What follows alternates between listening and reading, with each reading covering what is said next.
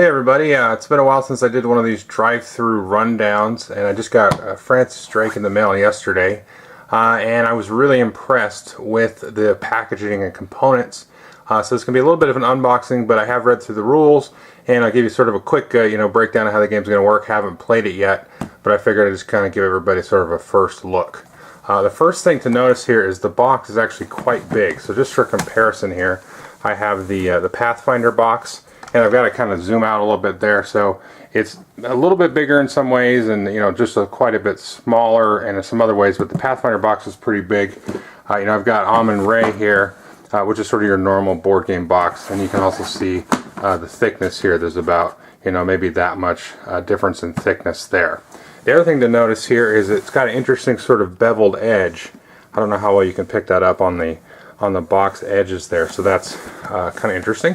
So let me crack this open and we can take a look at it. So the first thing to notice is you've got the rule book here. It's got English and German rules inside. It's not a very long rule book. It seems pretty straightforward.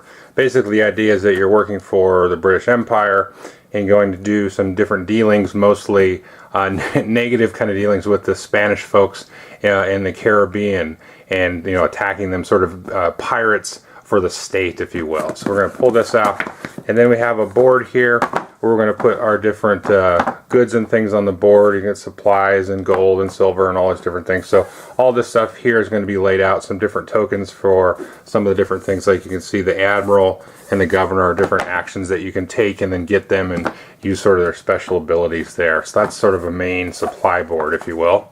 And then we've got the main board, which I'll show in a second. And then each player, this plays up to 5 players here, has a little shipboard here. And these are really nice quality. They're double-sided for English and German. And this is just for storing your stuff. You got supplies and guns and crew and the different good tiles you may get here. These are nice. Got a nice sort of linen finish on here. And then I believe these are sort of replacements for a mistake. I'm not sure, but these are some of the tiles in the game, and I haven't opened these yet. And then you've got stickers, which I haven't applied yet. They give you an extra set of stickers here. You're going to put these on the discs for the different player colors. And then you have an awesome thing here. I've gone ahead and punched out some of the stuff here. This is a really cool little nifty thing. So it's got this little hole here so that you can lift off this plastic piece, which is just, above and beyond here. And so it's got nice compartments for everything to store. You've got the different player discs and cubes in these spots here. Some different tokens and stuff that fit perfectly in there, cubes and things. And then you've got these different tiles here, which depending on the number of players, you're going to take and shuffle these out on some of the action spaces, on the board for players to take action. So you'll be able to get different cubes and goods and different things. I'll explain that in a little bit more detail. So there's a nice spot for these. I don't know that you're supposed to put them in here sideways, but the plastic doesn't fit flush and there's plenty of room, and these fit actually pretty snug without damaging the edges if you turn them like that.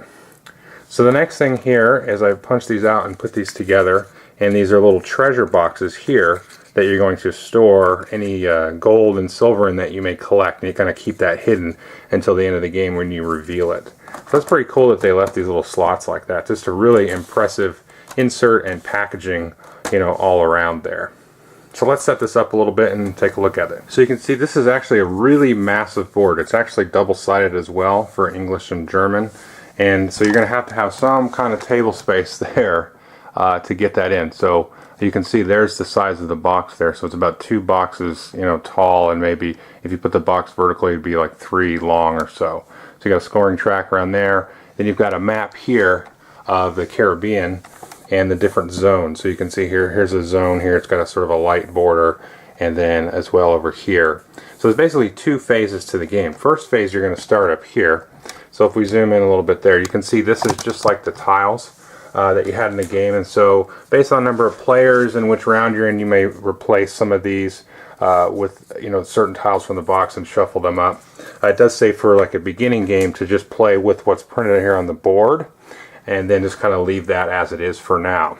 One thing to note is that some of the pieces got stuck together, so they actually sent an email about this, but I'm going to do my darndest not to damage them. But you can have a couple of different pieces in your player color. The first kind of pieces you've got here are these big discs here, and then these little discs, and then these cubes. So in the first phase of the game, you're going to be using these little discs here to take actions along this. This is basically Plymouth, the town of Plymouth. You're always going to start here and then work your way clockwise, and then up through here, and then all the way down over here, and then you're going to get into the spot where you go into the second phase, and then start sailing your ships around here. So the way that this works is you take and you put your disc on the different spots here. So you maybe go here, get some crew, and then crew are these gray cubes. You maybe go here and get guns, which are black cubes, and then you can also get purple cubes, which are like trade goods that you're going to trade to actually get goods back from the Spanish Main. So the interesting thing is that once you put your disc on a spot, the next disc that you put has to just be a little bit further down, you know, from the next one. So I could go here, and then I could go here, and then on my next one, I could skip all the way ahead maybe and go up to here or something like that. So you always have to put the disc ahead of your previous disc, but there's no really order that you have to go. And they're also limited by the number of spaces here. So only 3 players can go here. You can see this, and you can get supplies here.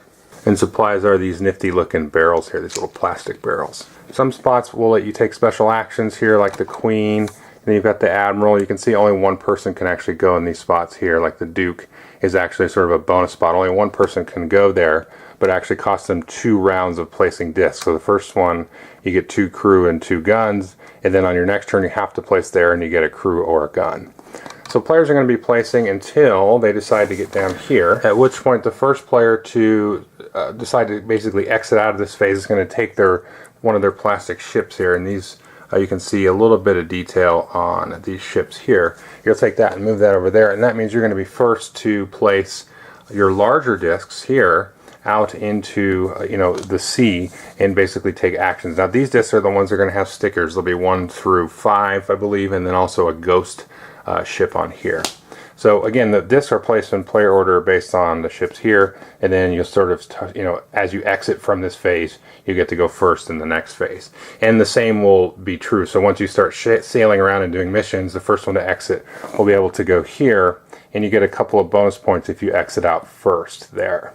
And then the actual order here will be reset based on score. So whoever's last will go first here, and so on. Now, one of the actions that you can take up there is to sort of upgrade your frigate into a galleon here. This is a little bit more of a warfaring ship, and you need this one to be able to attack some of these Spanish galleons here. Otherwise you just can, you know, stick with the frigate, and then this one isn't restricted from going anywhere either. But to be able to do sort of a ship-to-ship battle, I guess, you need this larger ship here, and these are really cool. So let's just take a quick look at the models there. These are actually pretty nice. That's nifty. Okay. So players will place their mission discs face down in the order of the ships up there. You'll place them on different spots here, and then you're going to flip them over. And then again, these are going to have stickers on them, 1, 2, 3, 4. So all of the, you know, 1s will go first, and then all of the 2s, and so on. There is a special one that you can get based on a special action that'll let you go first before everybody. The one thing you're going to need to do is get supplies, and what these are for here is traveling longer distances. So if we zoom in over here, you can see there's a 1 right there, and then a 2 right here, and then there is a 3, and then finally a 4. And so basically you need that number of supplies to be able to sail out, you know, that far. So the areas that you can put your mission disc are going to be limited by the supplies that you have. If you don't have 1 supply, then you wouldn't be able to sell anywhere. Of course, there's a spot at the end there where everybody can get at least 1 supply to at least do, you know, one set of missions over here in this area. So you're going to place these discs everywhere, reveal them, do them in turn order. There's a lot of different kinds of areas. So if we zoom in here, you can see this is like a 4 area. We'll have some tokens here that will flip up. They have 2 guns already. Maybe you'll get some bonus golds. These are the victory points. If you can read that, you get 4. You've got another area here, which is a Spanish galleon here. These will have some jewels, I believe these are. So you have some different tokens here that you've got to do combat with. And that's where the crew here, the gray ones, and the guns, the black cubes, will come into play. You're going to need a certain amount of those. Then you've also got trading areas here. Basically, the first player in here will be able to trade for their good of their choice. And then the second player takes whatever. And then again, you use the blue ones, which here are stuck. There we go. So these purple ones here you trade in for goods. Whenever you do a certain kind of attack here, like if you attack a town, a fort, or a galleon, you're going to mark what you've done, that you've done at least one of those. And so yeah, I attacked all 3 here. You can see I'll get 10 points at the end of the round. If I'd only attacked 2 types, then I'd only get 4 points, and so on. So you kind of want to have a variety of types of things that you're attacking, because again, you're going to get points for the thing that you do plus some extra possible gold or something like that, and then you're also going to get more points for the variety that you've attacked. You can see there's 3 rounds in the game. Basically you have 3 rounds of placing in the Plymouth spaces and then out here on the sea spaces. At the end of the game, you're going to get points for the sets of goods. So if you get 1 of each kind of good here's some examples of the different goods that you'll get. So if you had all 4, then you would get 26 points there. If you had a set of 3, you get 16, and then individually they're worth 2. So these are going to be totaled up at the end of the game. Just want to show you some other components here. We've got these different beads here, and these are going to be jewels or silver or gold. And again, these are going to be tucked in, slipped into your treasure chest and then revealed at the end of the game. And then like the jewels are worth 5 points, gold's worth 4, and silver's worth 3 of those. And you've also got some of these different special ability tiles you can get. Some of the actions that you take up there at the top are going to give you different special abilities and let you sort of peek at mission discs, swap mission discs around, things like that. So it's sort of like almost like a gigantic sort of blind bidding kind of thing happening here, or sort of a first in, first out kind of thing, because on the attack spaces, only the first 2 successful attacks are going to be able to, occur. If you come in 3rd in the spot, then you're not going to be able to do it if there was 2 successful attacks. But you can put all your discs out even if you don't want to use them. So there's a little bit of bluffing and things that are going to happen there. So anyway, it's just it looks like an interesting game. I'm going to hopefully get to play it over the next couple weeks, and just wanted to kind of show you the whole overall package here, because I was just super impressed. I'm not sure what I expected, but I expected the game to look good. It had the plastic ships and the interesting map and things, but I wasn't really sure how great it would look at the end of the day. And I think they've done a great job sort of putting everything together and keeping it looking great. So there you go, Francis Drake. Thanks.